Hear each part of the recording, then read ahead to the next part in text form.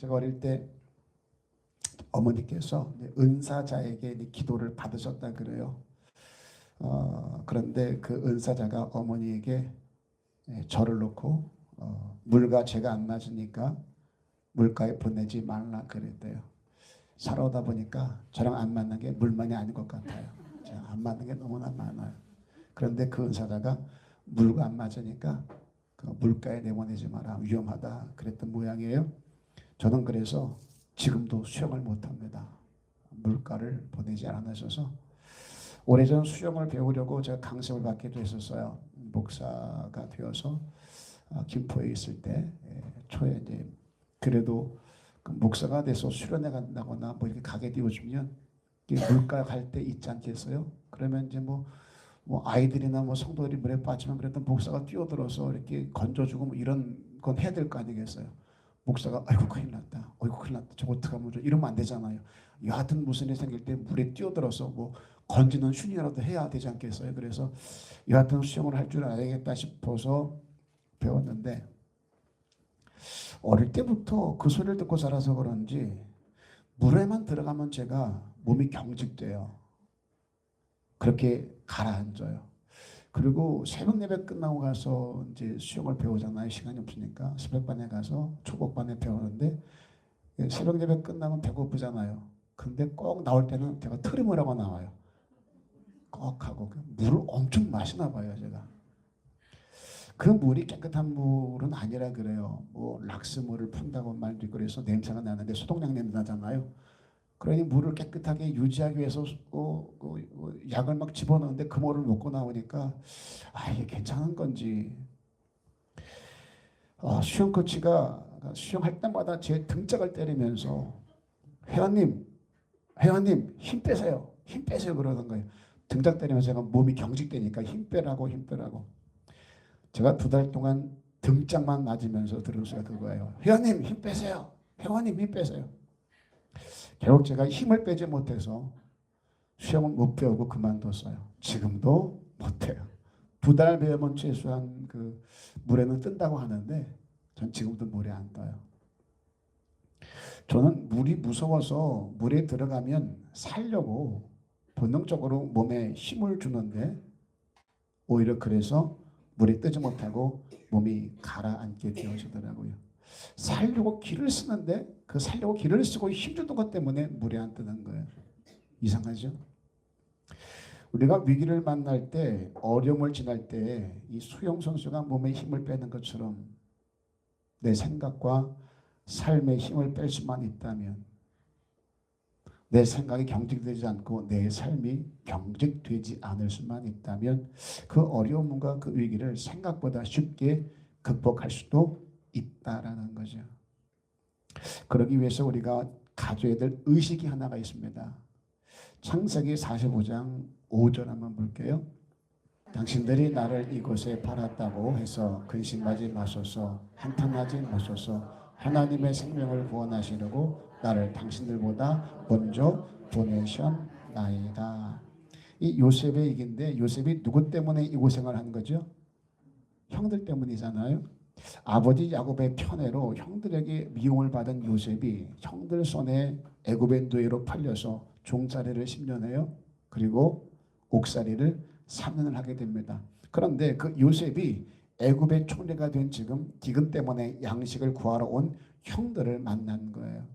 그 형들이 얼마나 떨었겠어요. 10수년 전에 미워서 애굽의 노예로 팔았던 요셉이 기근 때문에 애굽 땅에 왔더니 버젓이 총리가 되어서 우리 앞에 있는 거예요. 얼마나 놀랐겠어요. 그때 요셉이 이렇게 말합니다. 근심하지 말래요. 한탄하지 말래요. 그리고 이렇게 말해요. 우리 생명을 구원하시려고 형들보다 먼저 나를 여기에 보냈답니다. 그리고 하나님이 하신 일이래요. 분명히 형들이 미워서 고가와서 아버지가 편애라니까 그게 눈꼴셔서 저거 죽이자 했다가 이러다가 야 죽인 건 좀 뭐하지 않냐? 그냥 팔자. 그래서 애굽의 노예상에게 팔아먹은 거거든요. 그리고 아이가 죽은 것처럼 옷을 찢어가지고 양의 피를 묻혀가지고 요셉이 죽었다고 아버지에게 거짓 고백했거든요. 이런 형들인데 그것 때문에 10년 동안 아버지 없는 집에서 고생하고 3년을 억울하게 옥살이까지 했는데 총리가 된 지금 그 형을 만났을 때 잘 만났다 니들. 난 이렇게 만들었지. 내가 너희들 얼마나 고생한 줄 알아? 그리고 보복하는 게 아니라 걱정하지 말래요. 근심하지 말래요. 우리 생명을 구원하려고 이 기근의 때에 형들과 나 우리 집안 생명을 살리려고 형들 먼저 하나님 여기 보내신 것이라고 얘기를 해요. 제가 수없이 강조했죠. 신앙은 해석이다라고요. 은혜를 많이 받은 증거가 뭔 줄 아세요? 해석이 달라요. 사건에 대한 해석이 다르고 관계에 대한 해석이 달라요. 내 과거와 오늘의 삶에 대한 해석이 바뀌니까 환경과 사람들에 대한 반응이 달라집니다. 그렇게 인생이 근사해지더라는 거예요. 내가 이렇게 된 건 형들 때문이 아니랍니다. 뒤에서 하나님이 다 하신 일이라는 거예요. 우리가 이 의식만 가지고 신앙생활을 할 수 있다면 내가 병든 것도 가난한 것도 저 사람 만난 것도 안 된 것도 잘 된 것도 이 모든 것들이 다 하나님이 하신 일이다. 이 의식만 가지고 우리가 살아갈 수 있다면 수많은 상처와 갈등들이 간증이 되고 찬양이 될 수 있다라는 거예요. 전 이 의식이 있어요. 제 아버지가 병든 것도 하나님이 하신 일이다. 이게 요셉이 형통할 수 있었던 이유입니다. 요셉에게 이런 믿음과 시각이 없었다면 힘들 때마다 물속에서 몸이 경직되듯이 분노와 증오에 묶여 억울함과 분함 속에 살았을 거예요. 신앙생활이 이런 거예요. 너무 힘든데 너무 아픈데 살 소망이 없는데 거기서 하나님이 하신 일이다. 이런 믿음이 있으면 어떤 상황에 빠져도 힘을 뺄 수가 있어요. 샬롬은 거기서 시작이 되는 거예요. 너무 힘드니까 불안한 거고 너무 힘들다 보니까 두려운 거고 너무 힘들다 보니까 갈등이 생기는 거거든요. 힘 빼보세요. 여유가 생겨요. 힘을 빼야 물속에서 몸이 뜨듯이 살면서 힘을 빼야 관계가 좋아질 수 있는 거예요. 인사합니다. 회원님 힘 빼세요. 시작. 옆 사람이 하세요. 우리 다 회원을 아닙니까? 어저께 설립 예배가 있었어요. 그래서 축도가 제 순서에 있어서 갔는데 그 국립과학수사연구소 아세요? 그 신호등 저 뒤편 쪽에 옛날 한식만 똑같습니다. 동네가 아주 옛날 동네거든요. 교회가 따닥따닥 붙어 있어요. 건물마다 없는 데가 없어요. 그래서 이렇게 교회가 많은데 왜 또 여기다 했을까 그랬더니 한 분이 그러더라고요. 여기가 싸요. 집들이 싸대. 옛날 집들이어서 싸대는 거예요. 생각에 복음을 들고 하나님의 명하신 곳 그리고 복음을 전할 곳 있는 곳으로 가야 되는데 교회가 워낙 많아서 더 이상 교회가 필요 없는데도 싸니까 돈이 없으니까 그렇게 가는구나. 이렇게 교회를 여기다 또 세워놓으면 그 교회가 될까 뭐 이런 생각을 제가 했거든요. 근데 그분이 그러더라고요. 오신 분 중에 한 분이 축사를 하는데 자기가 교회 개척했을 때 식당 같이 개척을 했대요. 식당도 밑에 있고 자기는 교회 위에 됐는데 한 1년 지났나 그러더니 식당 주인이 그러더래요. 목사님 손님 많아졌어요? 단골 많아졌어요? 그러더래요. 자기네는 지금 손님이 많아지고 단골이 많아졌는데 목사님네 교회는 단골이 많아졌냐고. 저희 단골은 이게 다예요. 여러분들이 힘을 빼고 산다면 좀 마음의 여유가 생기지 않을까. 우리 인사 한번 할까요? 옆 사람에게 단골 됩시다. 이렇게. 단골은요 멀어도 와요. 심지어 혼자 오지 않습니다. 그 집 맛있다 그러고 데리고 와요. 단골이 되시자고요. 좀. 멀어도 오셔야 되고 옆 사람만 끌고 와야 돼요. 여기 오면 참 좋다고 얘기해야 돼요. 우리 목사님 잘생겼다. 아멘 다 하네요. 고개라도 끄덕거려주면 얼마나 좋을까요? 내가 이렇게 된 건 형들 때문이 아니라 하나님이 하신 일이다. 항상 말하지만 이런 해석이 우리의 삶을 바꿔놓을 수 있다라는 거죠. 돌아보세요. 그때 너무 힘들었는데 어떻게 지나왔는지도 몰라요. 또 하라면 해요 못해요? 못해요. 또 살라면 살아요, 못 살아요? 그렇게는 못 살아요. 근데 돌아보니 그 뒤에 누가 계셨던 거예요? 하나님이 계셨던 거예요. 내가 어떻게 견뎠나? 나도 진짜 힘들게 견디고 진짜 버틸려고 애를 썼어. 나 진짜 고생 많이 했다. 다 내가 한 줄 알았는데 누가 하게 하시는 거예요? 하나님이요. 버티게 한 분 하나님. 내가 인지하지 못하고 내가 깨닫지 못해서 그렇지 내 뒤에 누가 계시는 거예요? 하나님이 계셨던 거예요. 그래서 우리는 하나님이 아니면 설명이 안 되는 사람들입니다. 지금도 많이 힘들지만 또 아프기도 하고 포기하고 싶을 때가 많지만 뒤에 누가 계셔요? 하나님이요. 그러니 또 버틸 수 있고 또 견딜 수 있는 거죠. 하나님이 하시는 일 다 잘하시는 일. 오늘 본문에 할 수 있거든 너희로서는 모든 사람과 더불어 화목하라. 이 할 수 있거든 이 말의 어감이 뭘까요? 할 수 있거든. 다른 사람과 화목하기가 쉽지 않다는 얘기예요. 그러니 할 수 있거든 화목하라 하신 거거든요. 그럼에도 반드시 화목을 이루어야 된다는 거예요. 히브리서 12장 14절 보실게요. 시작. 모든 사람과 더불어 화평함과 거룩함을 따르라. 이것이 없이는 아무도 주를 보지 못하리라. 모든 사람과 더불어 화평함과 거룩함을 따르라. 이것 없이는 아무도 누굴 못 본대요? 주를 못 본다는 거죠. 우리가 이렇게 예배해도 이 예배가 올라가지 않아요. 하나님의 은혜가 우리 안에 머물지 않아요. 무엇이 없으면 화평이 없으면. 그래서 네가 예물을 제단에 드리려고 하다가 원망들을 만한 일이 생각나거든 예물을 옆에 두고 돌아가서 사화한 후에 돌아와서 예물을 드리라. 왜? 화평함이 없으면 주를 만날 수 없기 때문에 그래요. 편을 가르고 내가 옳으니 네가 틀리니 그런 자는 하나님을 볼 수 없어요. 어쨌든지 너와 내가 화목해야 된다는 거예요. 그러니 예배 나오기 전에 한바탕 하고 일단 끝나고 보자. 예배하고 나중에 보자. 그리고 예배하면 그 예배 받을까요? 안 받을까요? 이렇게 설교하면 또 그런다. 어차피 안 받을 거 끝장 보자. 그리고 예배 안 하고 싸운다.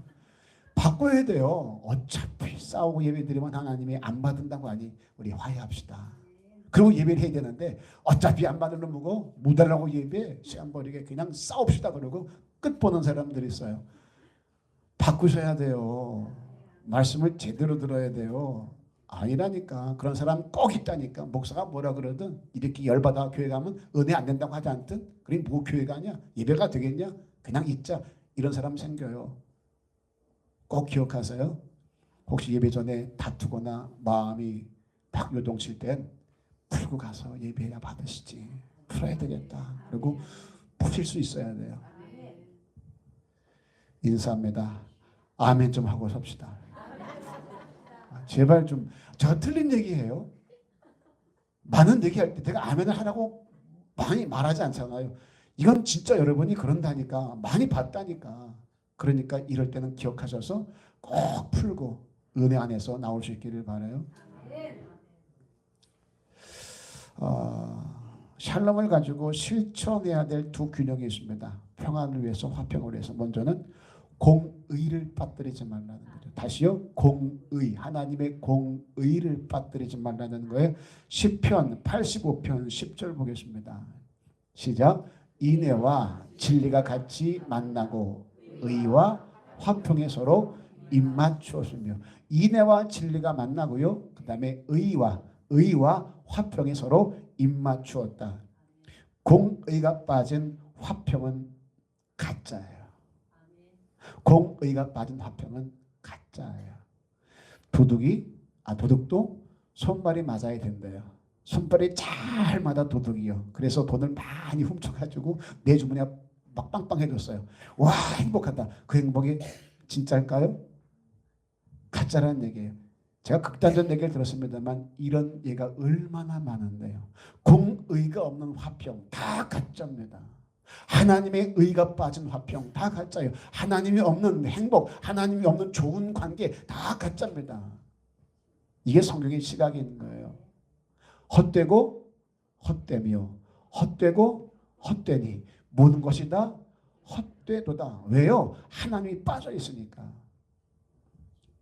하나님의 의가 샬롬을 만났어요. 그때는 관계적인 측면에서 해석을 해야 된다는 말이에요. 관계적인 측면에서. 다시 말해서 하나님과의 관계 회복에서 오는 이 샬롬이라는 것은, 화평이라는 것은 내게서만 머물면 절대로 안 돼요. 아버지와 나와의 관계만 좋으면 안 된다는 얘기죠. 그 아버지가 주는 샬롬, 평안이, 화평이 흘러갈 수 있어야 돼요. 너와의 관계에서도 회복이 될 수 있어야 된다는 거예요. 하나님과 관계가 좋은 사람은 옆 사람과의 관계도 좋아야 돼요. 옆 사람의 관계는 다 끊어놓고 난 주밖에 없습니다. 여긴 다 불화해. 원수 짓고 당 짓고 싸우고 그러면서 하는 말이 난 주님밖에 없어요. 인생은 의지할 게 안 됩니다. 다 나를 힘들게 하는 사람들이에요. 보고 싶지 않아요. 그리고 주만 봅니다. 그리고 담쌓고 신앙생활만 한다. 그건 다 가짜라는 얘기예요. 하나님과 좋으면 너와 안 좋을 수가 없어요. 난 너무 힘들어서 진짜 다 질려서 다 놓고 싶어서 진짜 죽고 싶은데 그나마 교회 나와서 주님 만나기 행복해서 다 접어두고 그냥 주님만 바라보는 건데 그래서 행복한데 가짜일 확률이 높아요. 그렇게 행복해지면 깨닫게 되어져요. 야, 이게 진짜인데 하나님이 준 평안과 화평을 가지고 힘 빼고 나아가서 너와도 관계를 회복을 하게 되더라는 거예요. 누가 하게 해요?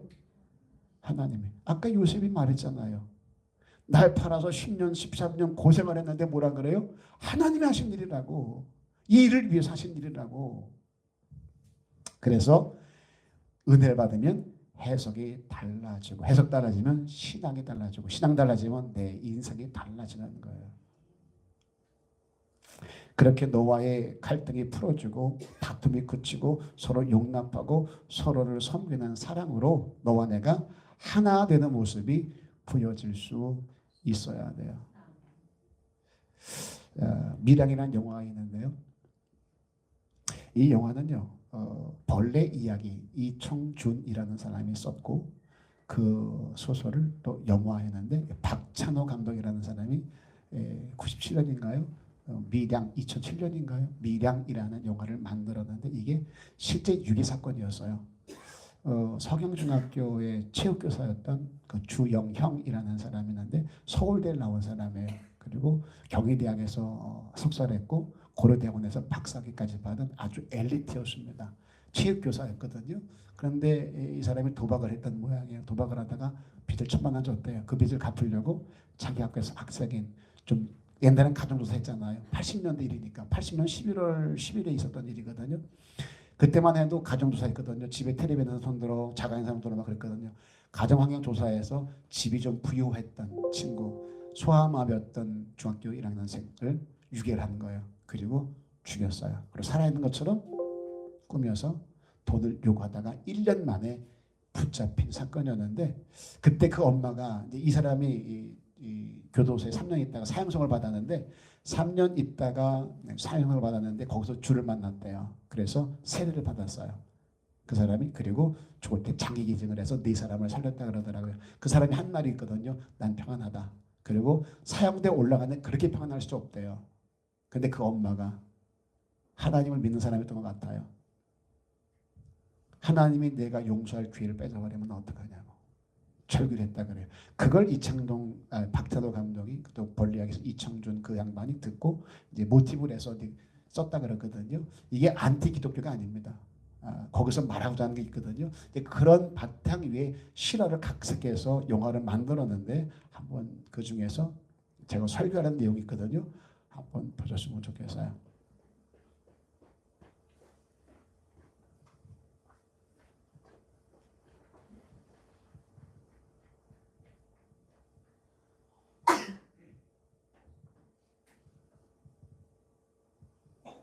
이 죄 많은 인간한테 찾아와 주신 거지. 그래요? 하나님을 알게 됐다니 다행이네요. 예, 얼마나 감사한 일입니까? 하나님이 이 죄 많은 놈한테 손 내밀어 주시고 그 앞에 엎드리가 지은 죄를 회개하도록 하고 제 죄를 용서해 주셨습니다.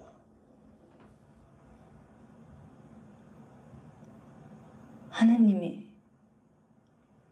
죄를 용서해 주셨다고요? 예, 눈물로 회개하고 용서받았습니다. 그러고 나서부터 마음의 평화를 얻었습니다.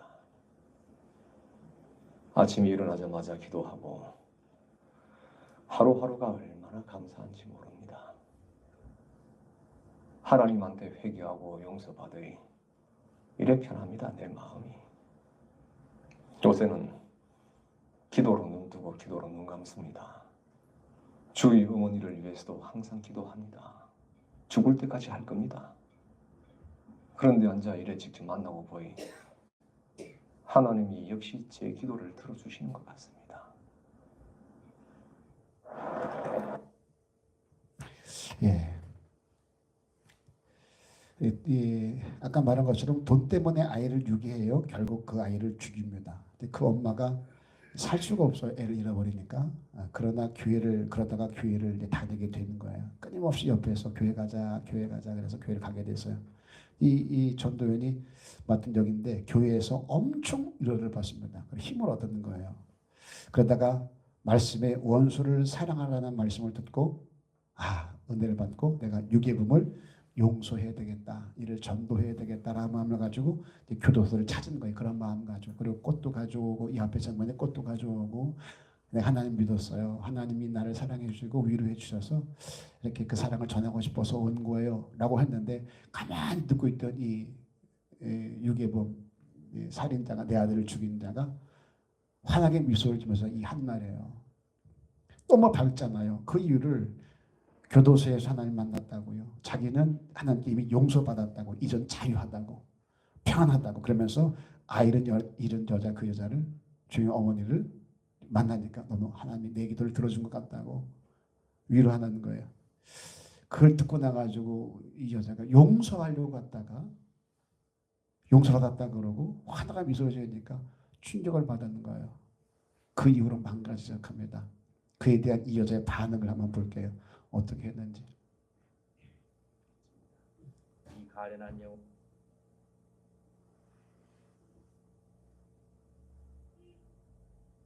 내게 구원의 손길을 주시고 죄인을 진정으로 용서할 수 있는 믿음을 허락해 주시옵소서. 어떻게 용서를 해요? 용서하고 싶어도 난 할 수가 없어요. 그 인간이 이미 용서받았대 하나님한테. 그래서 마음의 평화를 얻었대요. 아이고 와이라노 목사님 기도 중에. 그래 하느님이 용서하셨으니까네 이 선생도 용서해야지.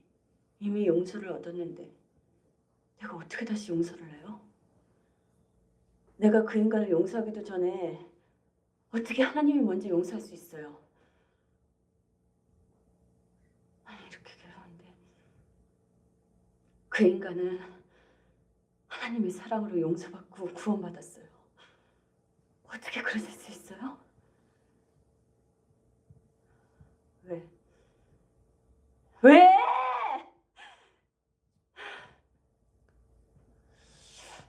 이게 이제 우리의 절규일 수 있죠. 여기까지 해도 됩니다. 아들, 이제 돌아가 주세요. 더 이상 예배를 못하는 거예요. 은혜를 받고 내 아들을 죽인 자를 용서하려고 찾아갔었는데 용서를 받았다고 하니까 이 아이를 잃은 엄마가 이해가 안 되는 거예요. 아니 내가 용서를 안 했는데 왜 하나님 먼저 용서를 하시지?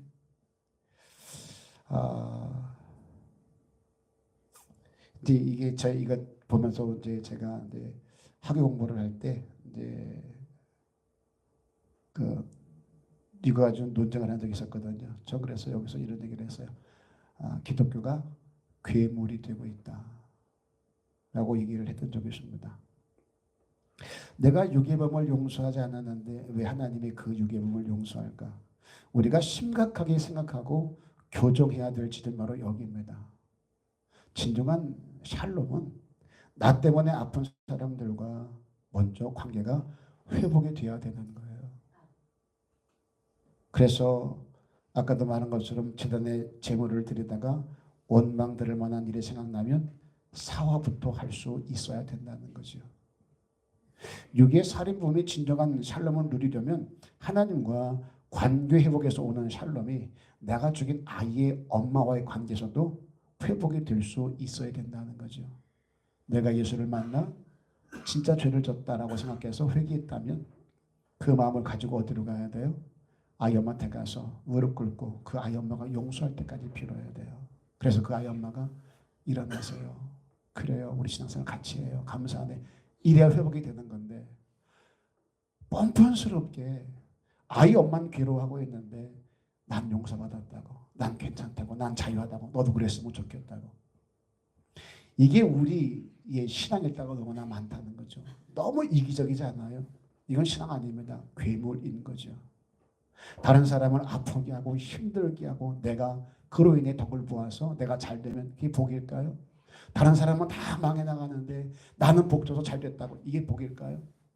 진짜 성도라면 하나님 내게 복 준 것처럼 저들도 복 주셔야 됩니다. 내가 잘 된 것처럼 저들도 잘 돼야 됩니다. 같이 잘 돼야 되지 않겠습니까? 이게 하나님의 은혜 아닐까요? 그런데 남들 다 망해도 내가 잘 되니 복이라 그러고 보라고 하나님께 역사했다고 예수 잘 믿으니까 나 복 줬다고 저것들은 안 믿어서 이렇게 저주받은 거라고 이게 신앙일까요? 아니에요. 그런 간증하면 안 돼요. 하나님이 IMF 때 다 망했는데 나는 부자 되겠다고 그거 간증하면 안 되는 거예요. 부끄러워야 돼요. 그런 내가 저들을 위해서 뭘 했는가? 남들 다 망할 때 한 내게 많이 쏟아 부어줘서 어려운 데 찾아가서 내가 다 나누었다. 그래야 은혜인 거지. 우리가 신앙생활을 너무 잘못하고 있다는 얘기죠. 하나님을 너무나 잘못 믿고 있다는 거예요. 하나님은 여기 있는데 내가 하나님을 만들어 놓고 그 하나님 믿고 복 달라고 비는 괴물 같은 자가 되고 있다는 거예요. 오늘 이 말씀을 드리고 싶은 거예요. 하나님 관계가 좋아지면 옆에 사람과도 당연히 관계가 좋아져야 돼요. 그러면 교회를 매일 나와서 예배하고 기도하는 내가 있고 교회를 뜨문뜨문 나오는 사람이 있어요. 그럼 누가 누굴 섬겨야 돼요? 매일 나와서 예배하고 기도하는 사람이 뜨문뜨문 나오는 사람을 위로하고 격려하고 힘을 주고 섬길 수 있어야 된다는 거예요. 왜? 은혜를 받았으니까. 하나님의 은혜를 받고 내가 평안하니까 그 평안을 흐르게 하여 그 사람에게도 이 은혜를 누릴 수 있게 가격화를 해줄 수 있어야 된다는 거죠. 그래서 믿음이 좋은 사람이 더 섬겨야 되고 더 낮아질 수 있어야 된다는 거예요. 이런 사람들이 봐야 될 말씀이 있습니다. 에레미야서 6장 15절 보실까요? 다 같이 시작. 아니라 조금도 부끄러워하지 않을 뿐 아니라 얼굴도 붉어지지 않느니라. 그러므로 그들이 엎드러지는 자와 함께 엎드러질 것이라. 내가 그들을 벌하리니 그때 그들이 거꾸러지리라. 여호와의 말씀이니라. 남을 아프게 하고 힘들게 하고 상처를 주면서도 부끄러워하지 않아요. 얼굴색 하나 변하지 않아요. 내가 뭘 뻔뻔하다는 얘기죠. 그래 놓고도 나는 하나님의 주 평화를 누린다고 말해요. 밀양에서 나오는 살인범과 조금 더 다르지 않습니다. 이사야 48장 22절을 보실게요. 시작. 여호와께서 말씀하시되 악인에게는 평강이 없다 하셨느니라. 그 평강 가짜란 말이에요. 악인이 평강하다, 악인이 형통하다, 그건 가짜란 말이죠. 스스로 속고 있는 거예요. 샬롬은 하나님과의 관계 회복에서 절대 멈추지 않습니다. 반드시 너를 향해 흘러갈 수 있어야 돼요. 너를 고치고 너를 섬기고 네 연약함을 내가 감당하고 그러므로 너와 관계가 아름답게 회복할 수 있어야 된다는 거죠. 그런가 하면 또 하나 반대편 입장에서 또 하나의 균형이요. 재물을 드리다 원망 들을 만한 일이 생각나서 재물을 재단 옆에 두고 사화하려고 찾아가는 거예요. 내가 미안했다. 내가 잘못했다. 용서해줘라. 내가 하나님의 은혜를 받고 예배하려고 하는데 너한테 잘못한 게 생각나서 풀려고 왔다. 나 용서해달라. 그러면 그달을 용납하고 용서할 수 있어야 된다는 거예요. 죽어도 못해. 내 눈에 흙이 들어가기 전 절대로 용서 못한다. 아세요? 용서하지 못하는 자는 이미 자기 형벌을 받고 있는 거예요. 왜? 용서하자는 그 마음에 뭐가 있어요? 미움, 상처가 여전히 있어요. 그것을 용서를 구할 때 용서를 해줘야 내 마음에 평안이 생겨요. 이게 은혜고 복이 있는 거예요. 근데 절대로 용서 못한다. 그런 사람 죽을 때 눈 못 감고 죽습니다. 왜? 억울해서, 분해서. 이건 또 내 책임인 거예요. 이런 사람이 용서를 구하는데 용서하지 않으면서 비장을 봐라. 그게 무슨 은혜냐? 그건 가짜다. 라고 말하면 안 돼요. 아버지 은혜가 내게 흘렀는데도 얽힌 관계에 풀지 않고 나만 자유한 것도 문제이지만 그가 용서를 구했음에도 불구하고 용서하지 않고 넌 평안하면 안 돼라고 저주를 퍼붓는 것도 문제라는 거예요. 내 죄를 깨달았다면 찾아가 용서를 구하고 죄를 깨닫고 돌아와서 용서를 구하면 손을 잡아주며 괜찮다라고 감사하다고 와줘서 그래야 아버지 평안이 우리 가운데 온전히 임할 수 있다라는 거죠. 하나님 관계에서 관계 회복에서 오는 샬롬은 그렇게 서로에 대하여서 용서를 구하고 용서를 해주고 그렇게 의와 화평이 입을 맞출 수 있어야 된다라는 거죠. 우리 교회가 이랬으면 좋겠어요. 우리 관계가 이랬으면 정말로 좋겠어요. 인사합니다. 진짜 행복하게 해줄게. 시작. 말로만 하지 말고 진짜 이제 행복하게 해줬으면 좋겠어요. 그런가 하면 또 하나의 균형이요. 공의로 화평을 죽이지 말라는 거죠. 공의로 화평을 죽이지 말라. 공의가 빠진 화평 가짜라 그랬죠. 그런데 그 공의가 또 화평을 죽일 때도 있다라는 거죠. 공의가 없는 화평도 가짜지만 공의가 지나쳐서 화평을 죽여서도 안 된다라는 거예요. 누가복음 6장 37절 볼게요. 다 같이 시작. 비판하지 말라. 그리하면 너희가 비판을 받지 않을 것이요. 정죄하지 말라. 그리하면 너희가 정죄를 받지 않을 것이요. 용서하라. 그리하면 너희가 용서를 받을 것이요. 바리새인들이 허접한 사람들이 아니에요. 성경이 바리새인들을 회칠한 무덤 독사의 자신이라고 주님의 책망하니까 걔들이 허접한 것처럼 보이지만 아니요. 그들은 의를 위해서 얼마나 노력했는지 몰라요. 공의를 세우려고 진짜 최선 다했던 사람들이 자기 생명도 아끼지 않았던 사람들이 그 사람들이에요. 의를 세우려고. 문제는 그들이 의를 세우려다가 관계를 다 죽이는 거예요. 그 의 때문에 연약한 자를 비판하고 정죄했기 때문에 책망하시는 거예요. 그들은 금식을 일에 2번 합니다. 하루에 5번을 기도합니다. 그러다 보니 그렇지 못한 사람들을 비판하는 거예요. 판단하는 거예요. 그걸 책망하시는 거예요. 공의가 너무 세다 보니까 지나치니까 화평을 죽이더라는 거예요. 오늘 새벽에도 말씀드렸습니다만 기도 세색하는 사람이 기도하지 않는 사람을 판단합니다. 너 왜 기도 안 하니? 어떻게 기도 안 하고 살 수가 있니? 권세가 돼가지고 맨날 놀러만 다니고 가을 되면 단풍 본다, 겨울 되면 눈 본다, 봄이 되면 꽃 본다, 여름 되면 비서간다. 맨날 놀러 다니면서 왜 기도는 안 하니? 제가 하고 싶은 말이 아니라 이렇게 의를 가지고 판단하고 비판하니까 화평이 깨져들어가는 거예요. 오늘 이런 자들이 참 많습니다. 기도하는 내가 기도하지 않는 너 때문에 죄를 짓고요. 예배하는 내가 예배하지 않는 너 때문에 죄를 지어요. 왜 하고도 죄를 지을까요? 바리새인처럼 의를 세우려다가 관계를 다 죽이기 때문에 그렇습니다. 하나님의 일을 한다면서 왜 죄를 지을까요? 이것 때문에 그래요. 내 의가 화평을 깨뜨린다는 거예요. 비판과 정죄로 관계를 다 죽이기 때문인 거죠. 공의가 빠져버린 화목도 문제지만 화목을 깨뜨리는 공의도 문제예요. 가짜일 확률이 굉장히 높습니다. 이건 교만이에요. 계곡에 가면 물이 고인 곳이 있습니다. 바닥이 선명해 보입니다. 물이 깨끗하니까요. 얕은 물하고 들어가면 큰일 납니다. 굉장히 깊습니다. 물이 깨끗해서 바닥에 보이니까 얕은 물하고 들어갔다는 큰일 나죠. 근데 비가 많이 오고 바람이 불면요. 그 물이 막 출렁거립니다. 계곡물이요. 출렁거리면 잘 보이던 바닥이 굴절돼서 잘 안 보여요. 물이 출렁거리니까. 세상에서 교회에 대해서 부정적으로 말하는 이유가 바로 이겁니다. 점점 교회를 떠나는 사람들이 많아진 이유가 바로 이거예요. 계곡물이 출렁이듯이 교회가 자꾸 출렁거리는 거예요. 믿음이 있다는 사람들, 일꾼으로 세워진 직분자들이 서로 날선 비판과 서로 다툼과 서로 질투와 서로 시기, 그렇게 교회가 시끄러워요. 그 갈등과 다툼이 끊이지 않습니다. 그렇게 계속 물이 출렁거리듯 교회가 출렁출렁거리죠. 그러니까 계곡의 바닥이 굴절돼 보이는 것처럼 하나님의 은혜와 사랑이 제대로 안 보이고 굴절돼 보이더라는 거예요. 내 오름들 전부 다 내려놓을 수 있기를 주 이름으로 부탁을 드립니다. 우리가 잘못 살아서 신앙생활 잘못해서 하나님의 은혜, 하나님의 의가 가리워져 세상에게 보이지 않게 하는 어리석음을 범하지 말자는 거예요. 당부드립니다. 공의가 없는 화평 가짜입니다.